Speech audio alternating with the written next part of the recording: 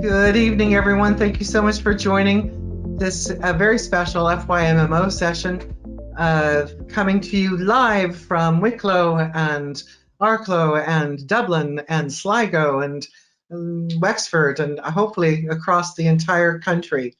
So we're really excited tonight because we have the wonderful Mr. Peter Weadack. And Peter is one of our lecturers, a highly regarded lecturer in IDT. And if you've ever had the pleasure of having him for classes, you'll know that he is boundless with his energy and absolutely incredible in terms of what he knows and what he can share. So tonight he's going to be talking about budgeting, and something that I certainly can use, and I hope that others can as well. Peter has been the program chair of the Arts Management program in IDT, which is part of the Faculty of Enterprise and Humanities. In addition, he is one of our accounting lecturers, and he also works with the business department in the Digital Entrepreneurship MA. Additionally, he is also a member of the Chartered Management Accountants, and we are absolutely delighted to have him here today. He did a session for us over the summer, which was really exciting, and he was talking about tax for the self-employed and also for artists. And tonight he's going to be talking about broader issues in terms of budgeting and how to do the best with your money now and beyond. So Peter, you are very welcome. Thank you so much for joining us. Thank you, Rebecca. That's a hard act to follow. Hopefully I can. Well, Okay. you know what I forgot to do is mention Grace Latham, who's another hard act to follow. Grace is working with us on the FYMMO team. She is one of the coordinators of the entire program, and she is the person that you're talking to every time you turn on the social media. She's there. She's the one that's monitoring everything and putting up all those great posts. And I just want to welcome Grace as well. So I'll go back to you now, Peter, and we'll chime in later on, won't we, Grace? No doubt. Yep, I'll just say that I'm also the person behind the question mark chat function. If you have any questions for Peter during the talk, I'll be there. Absolutely, and we'll feed those to Peter directly. That's great. Okay, that's great. Thanks, Grace. Thanks, Rebecca.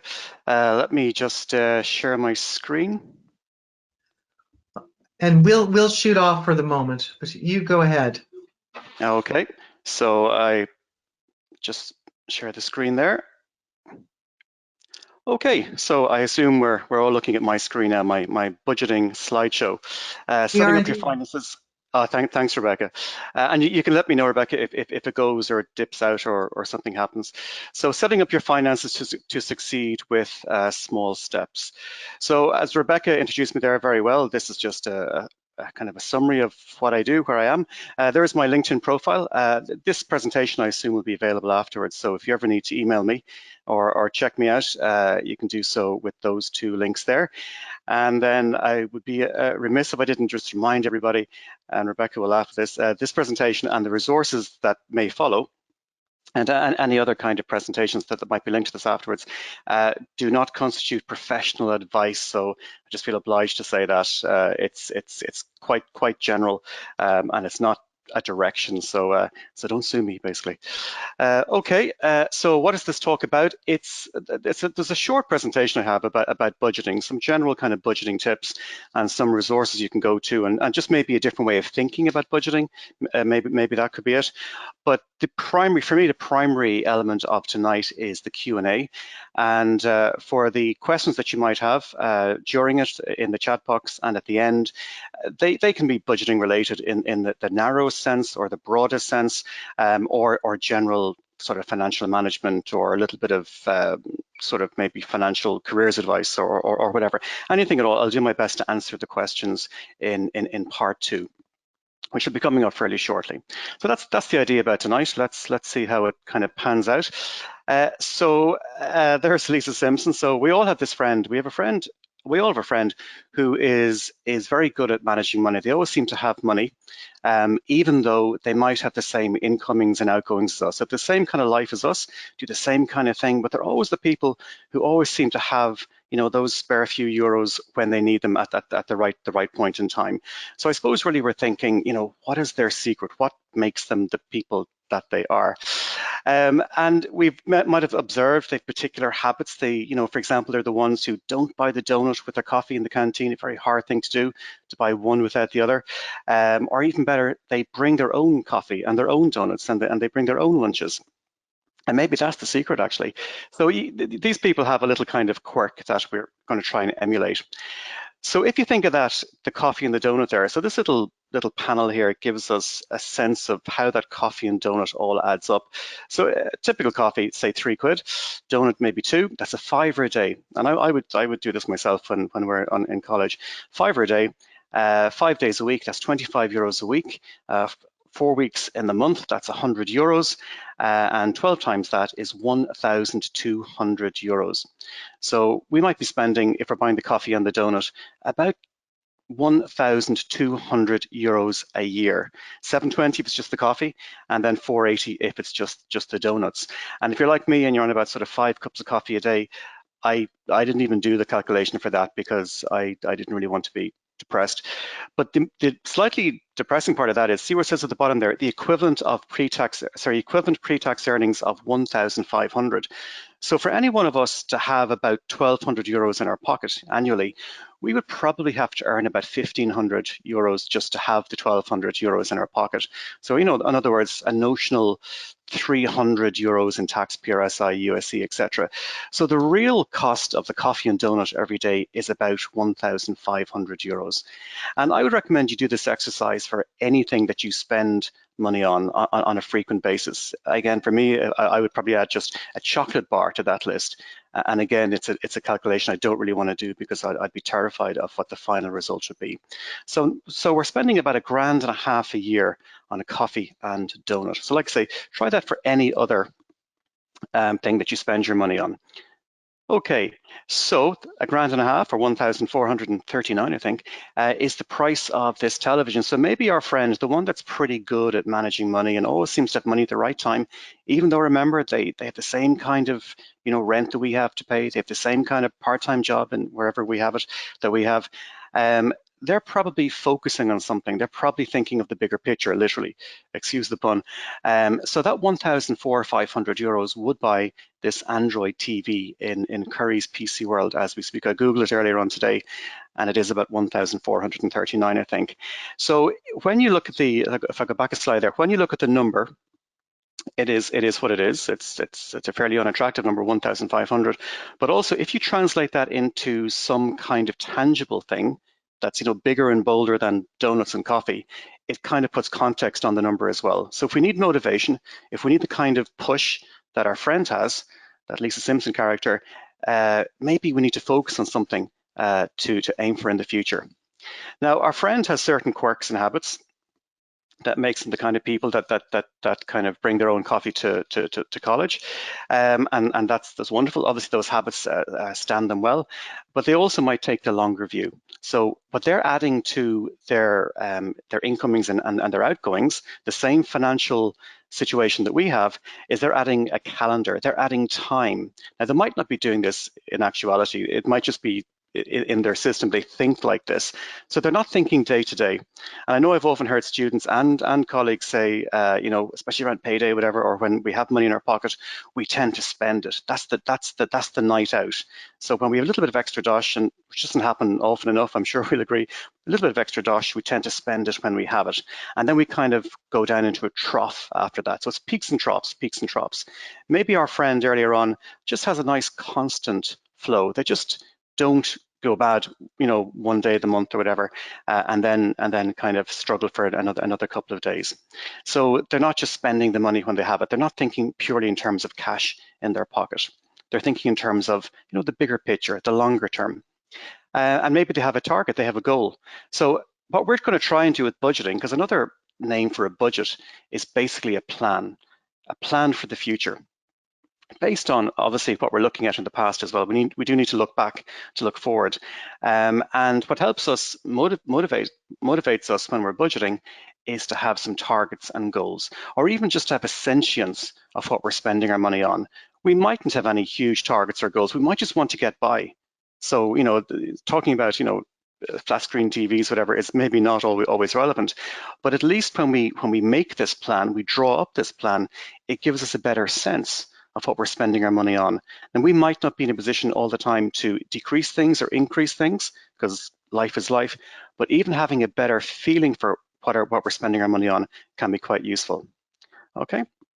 The other important point to make out is when we hear the word budget, and when I hear the word budget, I always think of the sort of tax budget. That's what it means to me. For most people, it means sort of penny pinching. We're cutting back. But remember, you can also budget to spend money as well as save money. So it's not always a negative thing. It can be a positive thing as well.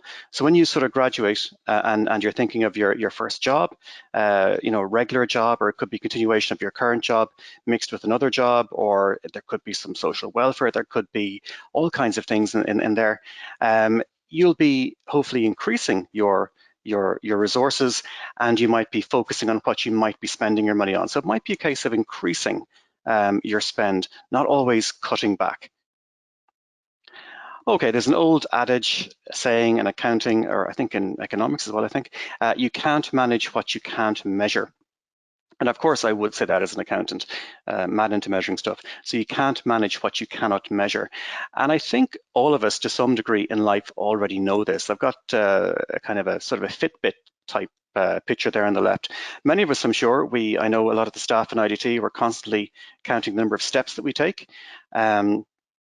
Others of us might be into the more sporty, looking at heart rate or time we spent in the gym, or doing a sleep analysis, or maybe a calorie counter, all that kind of thing. So it's quite normal nowadays for us to measure a lot of things. And that includes even what we do in some of our modules. I'm always amazed by the amount of measuring that my colleagues and the students do when they do, digital marketing, for example.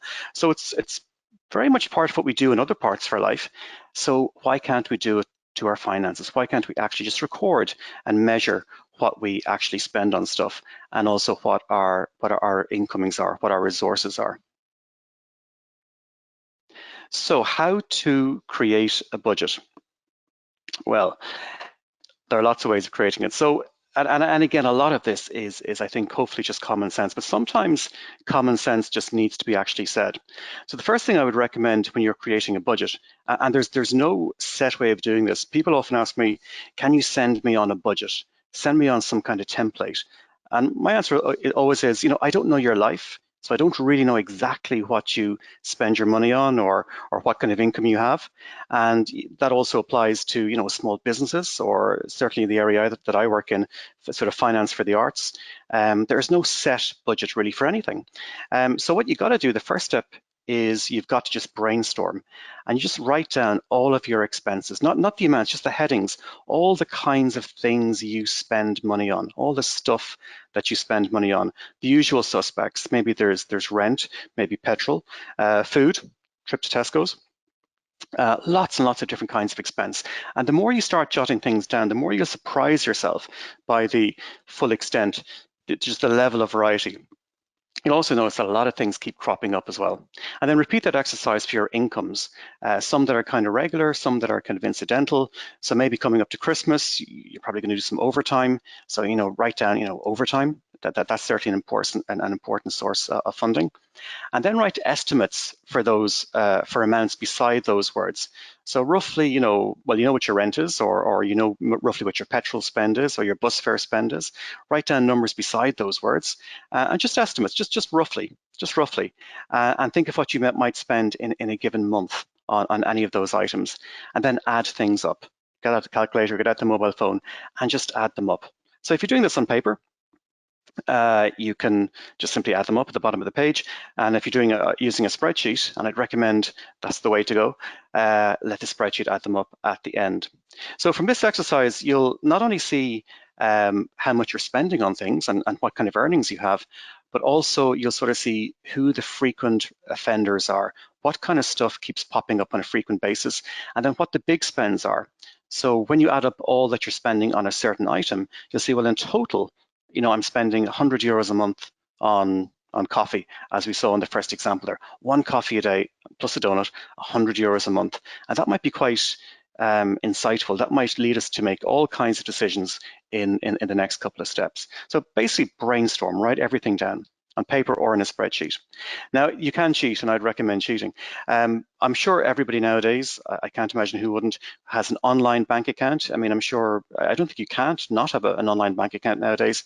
And I'm sure you've all seen, as you go and check your balance every so often, there's an option to download your current bank statement, a month's worth of data, into a spreadsheet or a CSV file.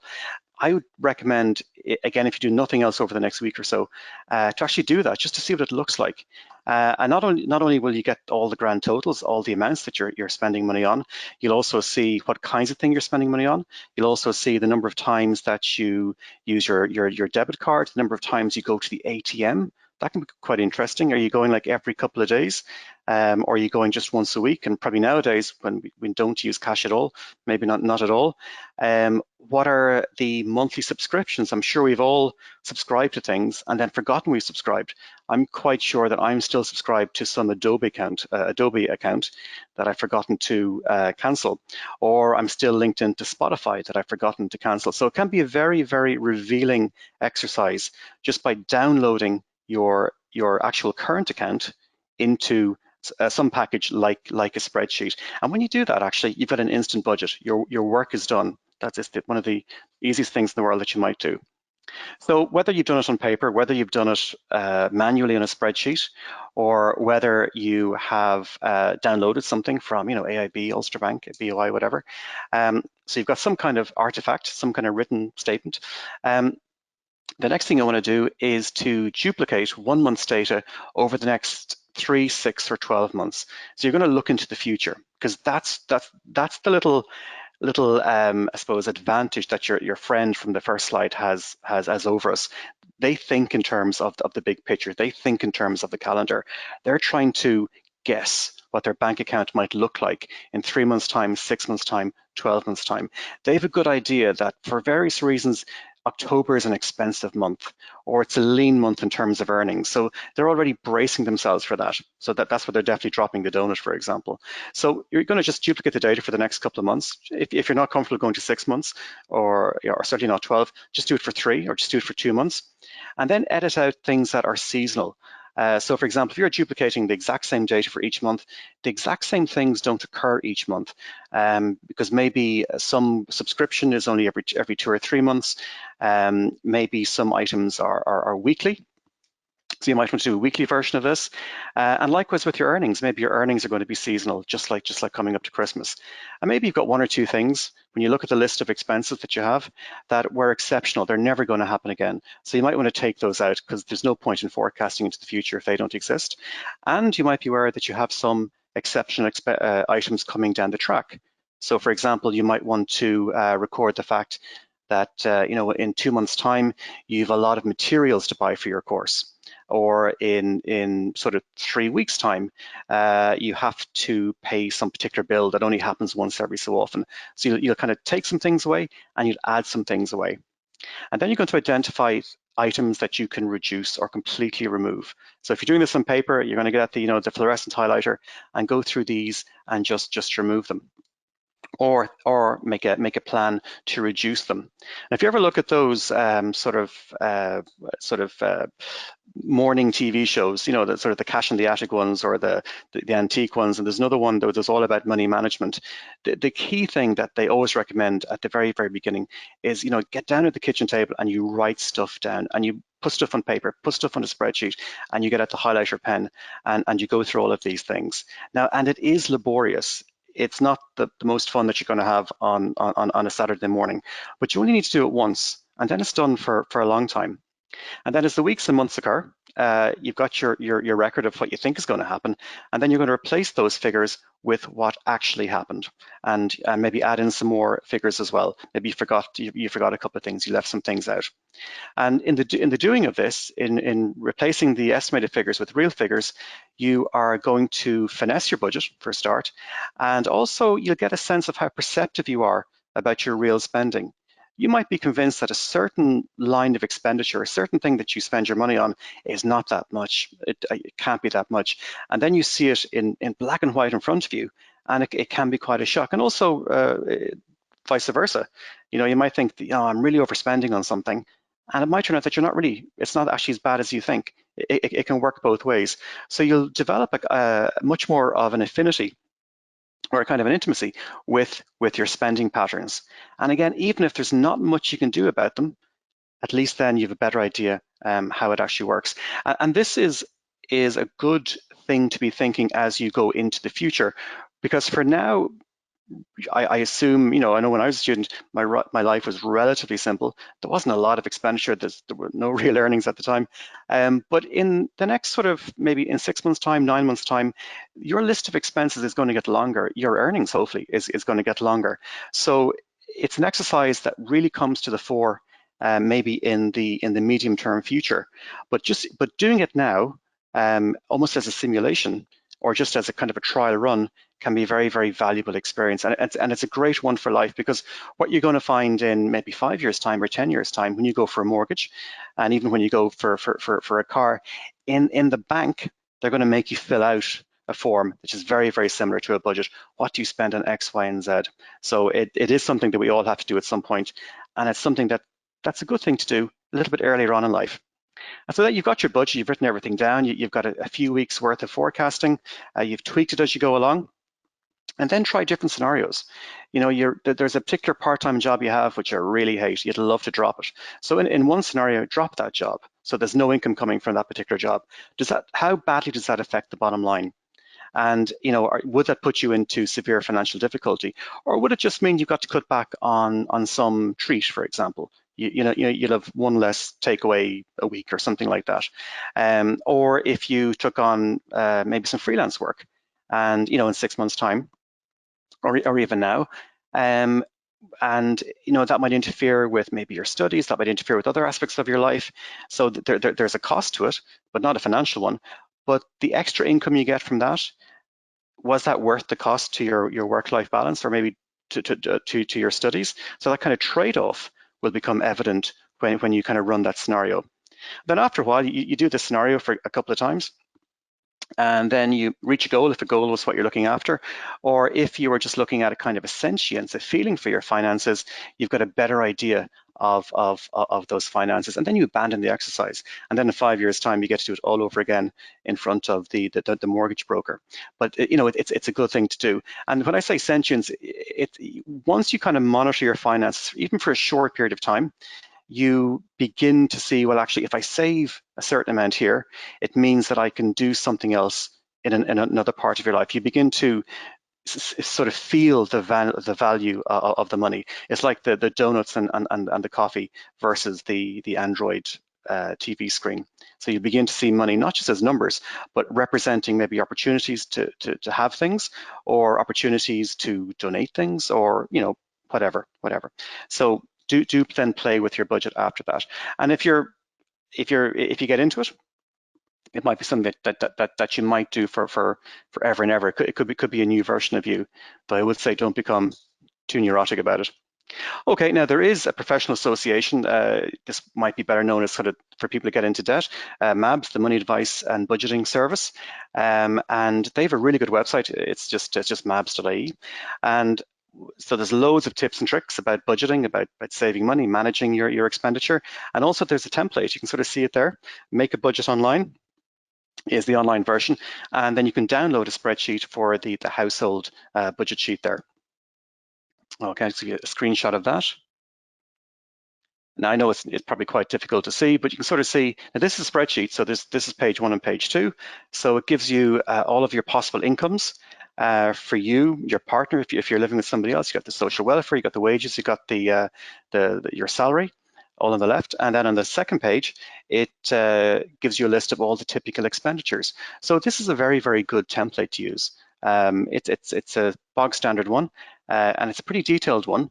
And there's stuff in there that I certainly wouldn't think of, which would certainly remind me to think of things like waste charges. I wouldn't have thought of that. And you could add to this. You could add to the spreadsheet as well. So it's a very, very good tool. And then what it does actually, you won't see it on this screen, it then actually kind of consolidates all that sort of data into a single page. It's almost like a plan, a kind of a goal. So a very, very useful thing to do. And again, something you might just do once or twice and never again. So very, very, very powerful tool. Okay, now there are other things you can do as well. You can inform yourself. As you know, in IDT, we have LinkedIn Learning, used to be lynda.com, and there are loads of online courses or e-learning courses to help you manage your finances. Now, I deliberately chose manage your finances. If you were to Google budgeting, for example, you're probably going to get corporate budgeting, budgeting in the business sense. So personal finance is probably what you might look at. And all of these are about an hour long. I see number 5 there. 5 personal tips is only 9 minutes long. A lot of the advice they give is common sense, as is most of this presentation, but still, it's good to see how people recommend that you actually manage your finances, how you maybe cut your expenditure, maybe even how you increase your earnings. And then if you can develop this, of course, and looking at other financial courses that might give you a sense or a little segue into things like pensions. I mean, you probably don't think that's relevant right now, but it's going to be relevant in a few years' time, like in your mid-20s. It's something to think about. So before you go and start talking to people about pensions, which nobody knows anything about, you could do a little e-learning course on whatever pensions mean. And there are loads and loads of little kind of courses like that. Or if you're lucky enough in 20 years' time to have a little bit of extra money, there might be maybe investments that you want to make. So start getting into the habit now, I would say, of developing I wouldn't say a fervor for all things financial, because it's not everybody's cup of tea, but start empowering yourself in that area, and there are plenty of resources out there to do that. One thing, just a shot from the last presentation, definitely in terms of empowerment, one thing that I'd highly recommend is that you think, in terms of taxation, that you all have a My Account. I think from the last presentation, I think most people actually did, and that's a great way of just keeping track of your taxes. Once you have an online account, there's a whole area where you can claim lots of credits. There are actually far more tax credits out there than people think, and the tax system is fairly user-friendly. Also, there are loads of apps out there, expense tracker apps. So maybe rather than doing the kind of writing stuff down or kind of doing the spreadsheet or even doing the maps thing, you might just download one of these apps and just for a week even, just monitor your expenditure. Just see how it goes. Now, a lot of these apps, by the way, they're quite American. Some of them link into your actual bank account. I'm not sure I'd be comfortable sharing my bank account with an app. And then some of them are just sort of gateways to apps that are about more sort of investment related material and so on and so forth.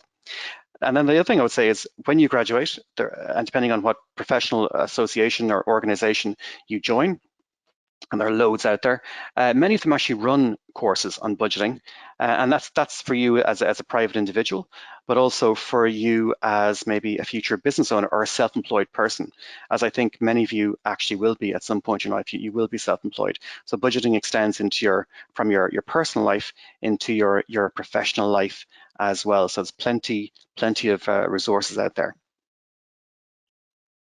So as regarding financial empowerment, going back to sort of our friend Lisa there at the very, very beginning, get into the habit of writing stuff down. And, it could be expenditure monitoring. It could be just planning your future earnings. So nobody who is relatively financially savvy keeps stuff in their head. If they say it's all in their head, they're lying. They write things down, and they make a habit of writing things down, and that's how they have some kind of success. And then nowadays, again, I said earlier on, write it down on paper, but to be honest, use the apps, use your spreadsheets, use the maps one there, for example. Use technology to help you monitor your finance. And then some of the apps that I mentioned earlier on, the ones that actually do look into your bank account, and again, I'd be nervous about that, but that do go into your bank account, they, or so they say, have AI involved that actually will actually kind of track the kinds of things that you're spending money on, and will maybe give you some kind of behavioral report. I'm not sure if we all want that, but that's the level that they're going to nowadays. And they are. I'll let you kind of think about those yourself. And then finally, I would say just stay informed. There are loads of resources. I mean, the revenue website is very good. Welfare.ie is very, very good. The Citizens Advice Bureau, excellent. And the professional associations. So anything to do with finance is not just for people who are very well already informed about all things financial. As a regular person, as a student, as a future employee or employer of wherever we go, we need to make sure that we're giving a little bit of time in our schedule to inform ourselves about all things financial, about all things to do with taxation, all things to do with anything to do with our finances. So it's important that we stay attuned and we stay informed. Okay, I think that is it. I am done now. So that's my kind of brief presentation on budgeting. So hopefully that's given you some ideas for some questions, and I assume they're clocking up there in the background. And I'm very happy to expand on any one of those points. Like I say, it was just to kind of get you thinking about what we might want to talk about tonight. So now I think we're going to kind of launch in to what I regard as the main part of tonight. So that's the presentation part over now. Thank you so much, Peter. Yeah, that was great. I learned a lot. Thank you. Good, good. Okay. Yeah, I wish I'd met you before. I mean, golly. Oh, if only, Rebecca, if only. Yeah. I'm afraid I'm a great big Peter fan at this point. I'm just like, God, that makes so much sense. It sounds so easy when he says it, you know. Yeah. Go on. But I would say, Rebecca, I rarely practice what I preach, so I've learned the hard way as well. So it's much easier said than done, and I completely understand that. But we can but try. You're right, because you get, in life, I majored in sociology and theater. I was working 3 jobs when I was in college, and I never had a penny. And I was actually very frugal back in those days. I remember buying a dress for a dance, which, that's the kind of stuff they did back in sororities. So I don't know if there's any relevance to it now. And I literally was sleepless. The dress cost $88. I'll never forget it, actually. And I ended up taking it back the next day because I just couldn't live with the fact that I would probably not be able to afford food for the next 2 weeks. Although that might have been good because I'd probably fit better into the dress. But I brought the dress back and had a friend of mine for $20 make me a dress, and it was ever so lovely. But I've always thought about that dress, I must say, and that was the one frugal thing I've done in my entire life. The rest of it has been a train crash. Yeah, no. But Rebecca, like what a lot of, kind of, especially these kind of financial gurus and the ones that also masquerade as kind of life coaches, what they might say, to that version of you, if they could go back in time, they would say, coming up to the dance, they would say, take a picture of the dress, stick it on your fridge, and focus and think positive thoughts and save. But of course, you're saying it's frugal, because I know when I was a student as well, there was no saving. You could barely live. But the cheesy answer would be, stick a picture of the dress on your fridge and focus on it. But that's the cheesy answer. Yeah, well, it's funny. It stayed with me ever since. So, and I don't know if I'd bought it. Many things I have bought that I probably don't remember, which has been most things, because I haven't. That dress always haunts me. But there's never a time that I wouldn't try to. I try to save enough money for fresh flowers, because they, particularly this time of year, they can really brighten up the brain. Having said that, I haven't been in the position to do that for a few weeks now. So I'm kind of going, it's probably time for fresh flowers, right? If that was my own vice, then we'd be fine. But sure. Yeah. Well, and it's good on the fresh flowers thing. And when you develop like a sort of a sentience or a feeling for your finances, you can actually say, well, actually in this particular thing, I'm going to be a little bit extravagant and buy the fresh flowers because I know that I'm eating, or I'm buying perfectly good Lidl porridge during the week to kind of compensate for it. And that's a good way to think. That's what it's kind of all about. Well, I must say, I thank goodness for Lidl and Aldi. I'm sorry to promote brands here, but it has made a big difference in the amount of money I pay for groceries, because we have people, there's a family here, so there's a lot of expenses that come with that, and it certainly has helped financially. So there are options out there. I mean, 45 cents for spaghetti is it's a lifesaver. I think that we're talking at the beginning of this about kind of things you can do, and I noticed there were students who were bringing in like a loaf of bread and a block of cheese and a flask, and they were having, what I mean, they'd make their own sandwiches for lunch and stuff, and I started doing the same, and and I spent money. I did spend money on Tupperware or whatever the Sistemas or whatever. But I kind of decided about 4 years ago I would stop paying money for and that's terrible. I shouldn't say that, but I stopped buying food in the canteen, and I would indulge in a coffee once in a while, but certainly wouldn't get the donut anymore, which was for more than just the cost of it. There was the cost of it in my case, but yeah, it was funny because when you were talking, I thought, yeah, this is kind of like about a food plan in a way. Do you know?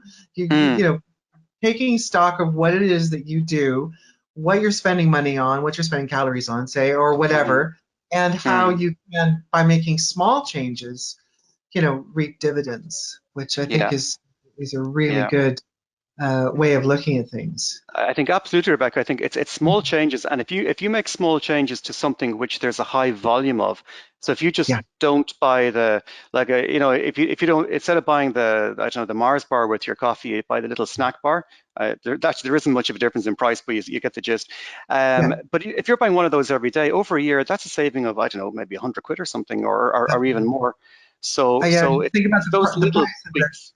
Of the donut, it's like over 1,500 when you work in the tax, that's the part that you lose me on. I can't calculate, like, to me. No, I figured I might. You might lose me. Yeah, that makes sense. But it is an important thing, because remember, to have money in your pocket, any money you have in your pocket, that's after you've paid tax. So when you gross it up, as we say in the business, and that the grossing up I did was quite conservative. It can be, if you're paying, say, 50% tax in the euro, or 50 cents, that's double. That's scary. And what used to happen years ago, certainly when I was in college, when they did examples like that, it was back in the day when there were proper interest rates in the bank. So you put your money in the bank, and you might have got 3 or 4%. So you would have seen a version of that exercise. But it's saying, like, if you put the money in the bank, okay, you would have saved 1,500 euros or something, plus an extra, I don't know, 50 quid or 60 quid or something in interest. And then if you compound interest, that it really adds up, and then you've got your deposit for a mortgage in 15 years or whatever. You're losing me now. No, but the interest rates are now so bad for people saving. It's good for people who are borrowing, although they're not commensurative. It's funny because I heard today that they're loaning money to, like, the borrowed 15 trillion has been given by the EU as a fund for our to help people with what's going on, to the banks, right? So the money is at negative 1% payback. Okay, and they're actually making money by borrowing. And they don't pass that on to us, unfortunately, which kind of makes me annoyed. But I just take part of it. Like, I don't need 15 trillion, just a little bit. Just a little teeny bit of that, yeah. But our interest rates for borrowing, for mortgages, I think the variable is 3.77 at the moment. And that's far from people's experience, but it is something to aspire to. I think it is important, because it is hard. I remember going for our first home, and my husband's an actor, and I'm, work in the creative industries as well. And the gentleman across the table from us just laughed and said, "You've done what you wanted with your life. You think we're going to give you money?" Like that. Oh, God, that's true. No, I believe it. Remember those days? That was back in the 90s. But we went to 5 or 6 different people, and then finally one guy just kind of said, "That sounds great. Let's do this." You know what I mean? So you do have to shop around, and you do have to find out, and that does take a lot of time. It's a job to find what the best deal is, and feel as though you haven't gotten messed up. And it's actually it's hard for people to change their ways in any way, shape, or form. And it's really hard to kind of say, "No, I'm not going to do that coffee today. I'm actually saving for a better headset, or I'm saving for as Christmas is coming, and this kind of stuff." So it is hard. So I've heard someone about, I don't know, are there questions there, Grace, that people have written in? Yeah, there's a few questions. Oh, great. Sorry, I'm talking away here. Please, let's hear the questions. I'd like to share my saving tip when I was in college in ITT. So I used to take out 25 euro from my bank account when I had it at the start of the week, and that was what I would spend on, say, the chocolate cake out of Costa, or a hot chocolate when it came to wintertime. But if I didn't spend it on that, so I'd, make the decision on the day whether I'm going to spend it or not. And if I didn't, I had this really beautiful ceramic piggy bank that you had to smash to get the money out of. Oh. So you couldn't just untwist the bottom and take out a fiver if you needed it. You had to completely destroy this beautiful ceramic piggy bank. And I used to put whatever I hadn't spent out of the €5 for that day, I'd put into the piggy bank. So that was how I saved for my Erasmus Plus and then going to Morocco for a couple of months. So I think there was about $2,000 in it by the end because I'd been doing it for like 2 years. Wow. So, yeah, because I just didn't want to smash it just for the sake of a bit of bus fare, that sort of thing, So that's amazing. It's amazing. Yeah. It was a beautiful hand-painted Winnie the Pooh ceramic. Oh, it's beautiful. I hope you took a picture of it before you sent it to its No, I didn't. Oh, that's a shame. But we do have a few questions though. So someone's asking about who can they get help from if they're having trouble paying back a credit union loan that they took out for college. Oh, that is a good question. Well, I think actually the MAB's website, for example, has some advice on that, and there is the financial ombudsman as well. But if they're having trouble, I would say go to MAB. So I was thinking of the ombudsman if maybe there was an issue with the credit union itself, and that was the reason they're having difficulty paying it back. I would say go to MABs because I know they cover that in some parts of their website. So you can also talk to your credit union as well. They're usually quite nice. If you've been with them for a few years and it's your local credit union, you can have a chat with them. Have a chat with them and let them know the situation. It's not going to be forever, and it isn't going to be forever. You will get out of debt, and millions of times. Yeah. And I say that a thing as well as with anything like that, once you kind of go and talk to people, they really appreciate that. And the worst thing is to bury your head in the sand. And then I suppose on a slightly dark note, if things do escalate, then in the future that may affect your credit rating when it comes to things like mortgages and whatnot. So I would say go in, hands up and just say, okay, we need to sort this out. What can I do? Can we do an extended direct debit thing, or can I get a payment holiday or whatever? So don't bury the head in the sand, really, is what I would suggest. Okay, so there's different options, like, what was it, a payment holiday? Yeah. Sometimes, yeah, it started with mortgages, that's an option, yeah. Now that does mean you pay slightly more interest in the longer term, but the idea is that by the time you bounce back, you've bounced back and you can probably stomach that in theory. Yeah. So. It does. The best thing to do is talk to the people you've gotten the loan from. Talk to people. Absolutely. Don't bury the head. Yeah. Any tips for identifying regular habits? You've identified that your coffee and a donut might be your regular habit. Mine might have been going to Tesco at the end of college because I had to get my dinner that day, but picking up an extra thing that I didn't really need, like a branded Diet Coke, or just because I was like, oh, I'm walking in the rain, I'm going to get this for myself. And they know that, Grace. Like all of those things are near the checkout. As you're tempted, I always go for the little almonds with the pepper and salt almonds, and they know I'm going to get them.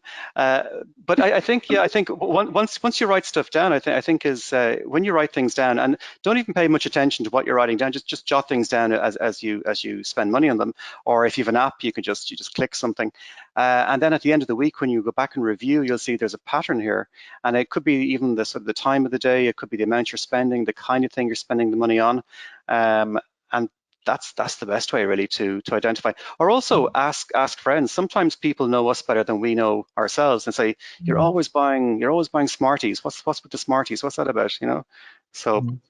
But you said something as well I think is really good to remember, and that was to have a look at your transactions from your bank account. Yeah, you'll see absolutely. where your money's going, because very few of us are using cash as much as we used to. So we're not, because I find like I don't really take cash out anymore at all because I don't need it. I just use my card to buy things primarily. So it's good to, at the end of the month, kind of say, oh, okay, well, this is what I usually spend. Whoa, I was like, 40 euros over on this. What was that about? Dig out the receipt. And, oh, there's the little salted almonds. Yeah. Yeah. Or Exactly. whatever. Yeah. So I think that you actually have a record to a large extent. And if you are going to take cash out, just as Peter's saying, maybe write down what you're spending it on. Yeah. No, I would agree with that, Rebecca, because as I think also, especially nowadays, I mean, I haven't seen cash in a long time, but in the last couple of months, but I think your bank account is basically making a record of everything that you spend your money on.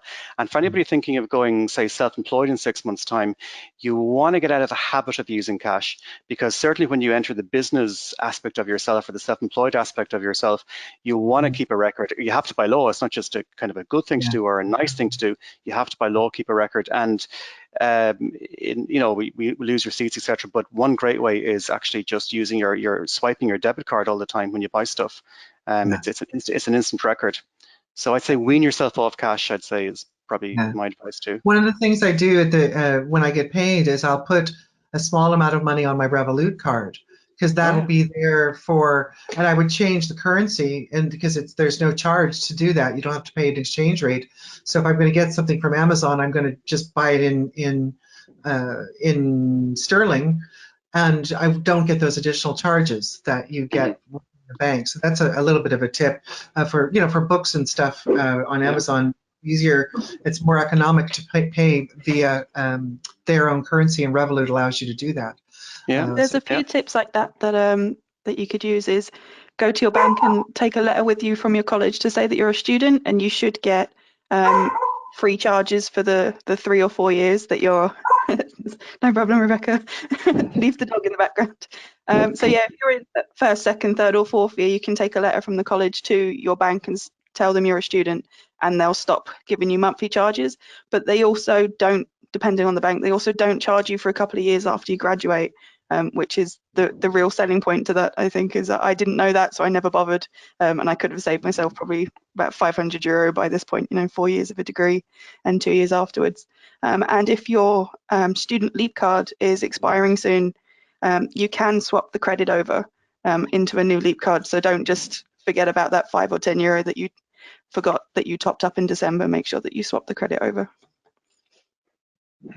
Good, yeah, absolutely. And I think also with, when you do examine your finances, you discover things like the Leap card, the monthly direct debits.